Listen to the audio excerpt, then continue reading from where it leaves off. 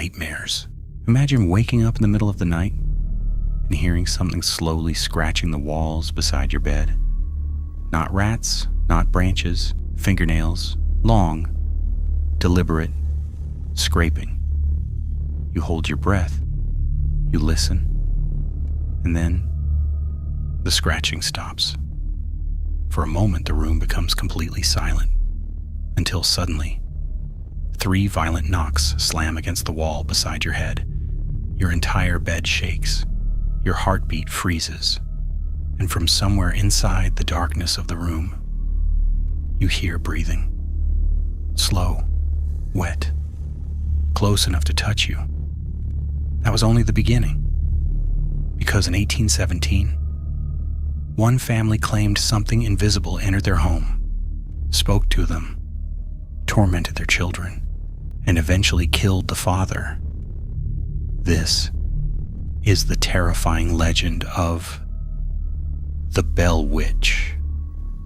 It started just outside the Bell family farm in Tennessee. John Bell was walking through his fields near sunset when he noticed something standing perfectly still between the trees. At first, he thought it was a dog, but as the creature slowly stepped forward, he realized something was horribly wrong. Its body was thin and unnatural, covered in dark fur slick with mud, and where its face should have been was something almost human. Long ears stretched upward from its skull. Its eyes reflected the fading sunlight like glass, and its mouth hung open too wide. John raised his rifle. The creature didn't run. It simply stared at him, motionless, as if it wanted him to feel afraid. Then suddenly, it vanished into the woods. No sound, no footsteps, just gone. John told himself it was an animal, but deep down, he already knew something wasn't right. A few nights later, the Bell family was trying to sleep when they heard the first knock. Very soft, almost polite. John sat up in bed and listened. Another knock echoed through the house, then another, and another.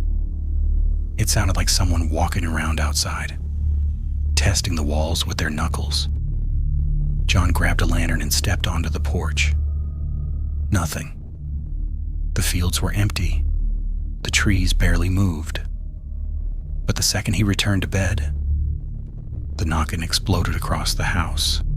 The walls shook, the windows rattled, the children screamed. It sounded as if dozens of fists were pounding from inside the wood itself. John searched every inch of the property. No footprints, no intruder, no explanation. But the sounds returned every single night. And each night, they grew closer. Then came the scratching. The family would lie awake in silence, hearing something slowly dragging itself across the floorboards upstairs. Not walking, dragging, as if its limbs bent the wrong way. One night, Betsy Bell woke up unable to move. She opened her eyes to complete darkness. Then she felt it, something touching her hair, slowly, gently, like fingers moving through it. She tried to scream, but fear locked her jaw shut. The fingers suddenly tightened, and with terrifying force, something yanked her across the bed. Betsy crashed onto the floor screaming. Her family rushed into the room, and there, in the candlelight, they saw deep red marks forming around her face and neck, as if invisible hands had just beaten her. The attacks became constant.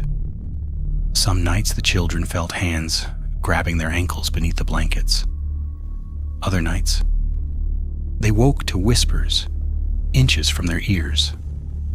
Whispers nobody else could hear clearly, except for one word. Betsy, Betsy. At first, the voice sounded distant, like someone speaking through water.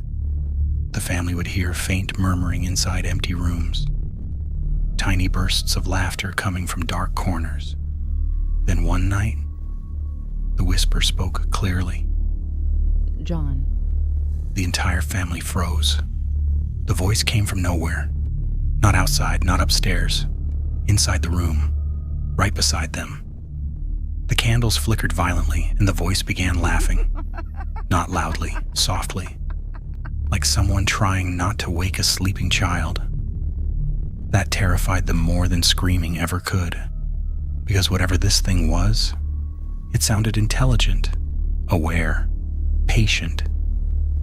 And according to the bells, it knew everything about them. Private conversations repeated back, word for word.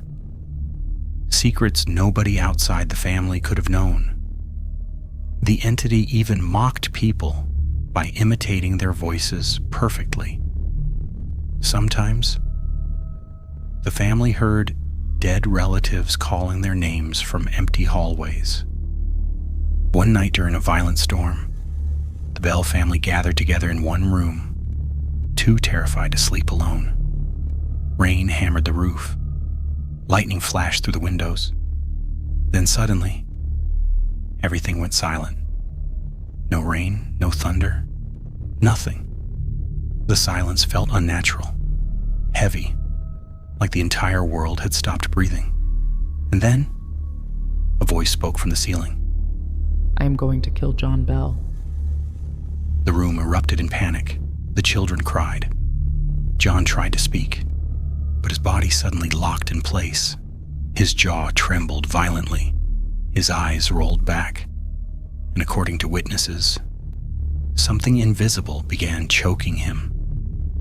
The family watched in horror as red marks appeared around his throat, one by one, like fingers pressing into his skin. Then the laughter returned, louder this time, circling the room, every wall, every corner, as if the house itself had become alive. After that night, John Bell began dying slowly. He became weak, pale, terrified to sleep. Sometimes he woke screaming because he felt something standing beside his bed, watching him, waiting. Then one morning, the family found him unconscious. Near his bed sat a small glass vial filled with dark liquid. Nobody knew where it came from. Before anyone could react, the voice spoke, calmly, proudly. I gave him a big dose last night. The family froze in horror. One man tested the liquid on a cat. According to legend, the animal convulsed violently, then died within seconds. John Bell never woke up again. And that night, while the family mourned, the entity celebrated. Witnesses claimed they heard singing echoing through the fields outside the house.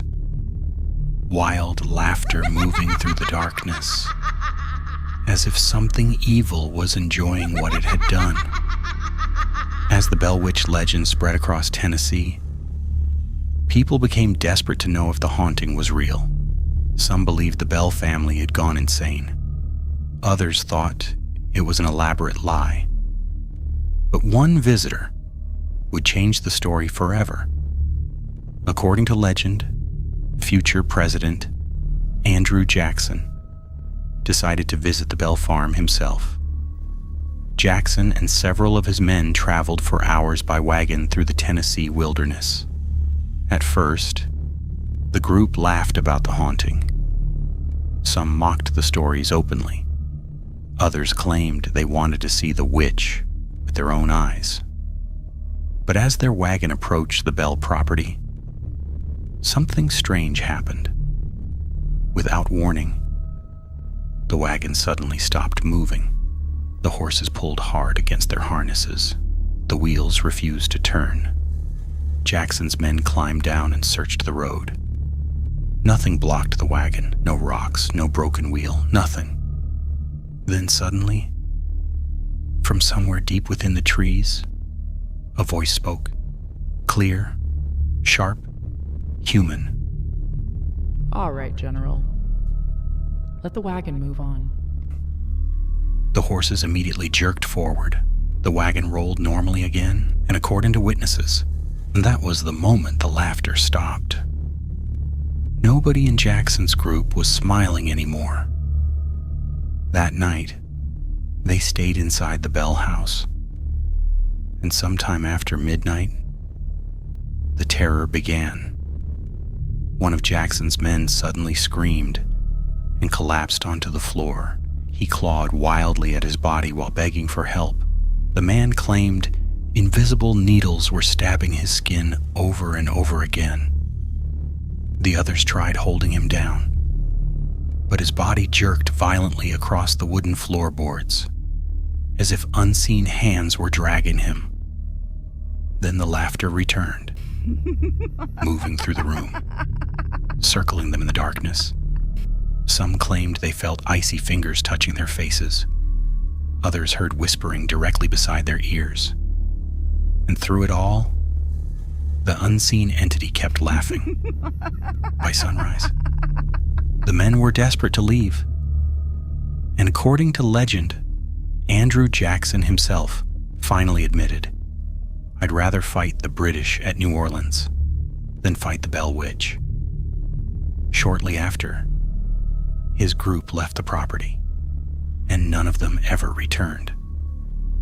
Then, just as suddenly as it arrived, the entity disappeared, but before leaving, it made a promise. It said it would return one day, and even now, people visiting the Bell Witch Cave still report hearing whispers underground. Some claim they feel invisible fingers touching their shoulders in complete darkness. Others say they hear breathing behind them, only to turn around and find nobody there. But the strangest reports come afterward, because many visitors claim the fear doesn't stay at the cave. They say it follows them home, doors opening alone, footsteps at night, whispers while trying to sleep, as if something attached itself to them and never truly left. Maybe the Bell Witch was only a legend. Maybe fear created the story. Or maybe something lived in that house, something intelligent, something cruel, something that enjoyed watching a family slowly break apart. And if the stories are true, then somewhere in the darkness, it may still be listening. And maybe it's waiting for someone else to hear it knock. Subscribe for more real horror legends, unexplained hauntings, and terrifying mysteries. Because some stories don't stay buried.